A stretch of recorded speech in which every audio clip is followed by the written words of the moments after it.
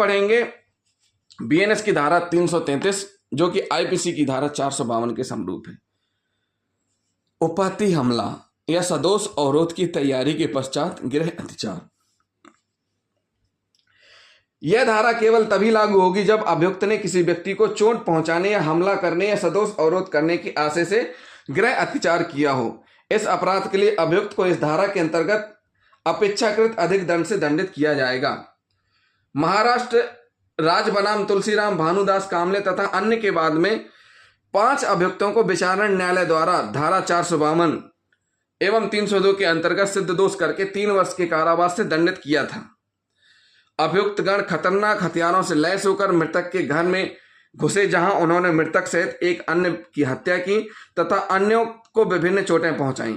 घटना के चक्षुदर्शी गवाहों ने भी अभियुक्तों की अपराध में शामिल होने की पुष्टि की, परंतु अपील में उच्च न्यायालय ने चक्षुदर्शी साक्ष्यों को इस आधार पर अविश्वसनीय मानते हुए कि उनमें और अभियुक्तों में पुरानी दुश्मनी थी, अभियुक्त की सजा को 3 वर्ष से लघुकृत करके 12 माह कर दिया जो वह भोग चुका था और इस प्रकार उसकी रिहाई आदेशित कर दी।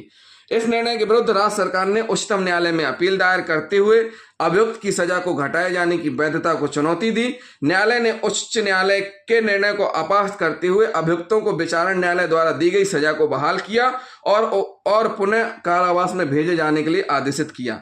न्यायालय ने स्वीकार किया कि यद्यपि उसे अभियुक्तों की दोष मुक्ति के प्रकरणों में हस्तक्षेप करने की सीमित अधिकारता है और इस अधिकारता का प्रयोग केवल ऐसे मामलों में ही किया जाना चाहिए जहां दोष सिद्धि और दोष मुक्ति दोनों ही समान रूप से संभव हो, परंतु इसका अर्थ यह कदापि नहीं है कि न्यायालय ऐसे मामले में भी हस्तक्षेप न करे जहां न्याय के हित में ऐसा करना आवश्यक हो। तो साथियों, इसमें स्पष्ट किया गया है कि उपपत्ति हमला या सदोष अवरोध के लिए गृह अतिचार किया जाना दंडनीय है। तो साथियों, हम आपको बता देते हैं सदोष अवरोध क्या होता है और सदोष परिरोध क्या होता है एक बार फिर से।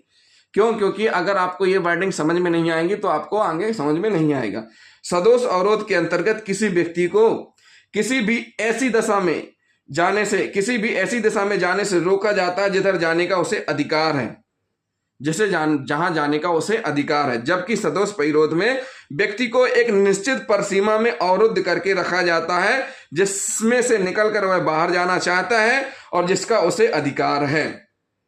सदोष अवरोध में व्यक्ति को केवल एक निश्चित दिशा में जाने से रोका जाता है और वह उस दिशा के अलावा अन्य किसी दिशा में जाने के लिए स्वतंत्र होता है, परंतु सदोष परिरोध में वह व्यक्ति को किसी निश्चित परिसीमा के बाहर जाने की स्वतंत्रता पर पूर्ण रोक लगाई जाती है।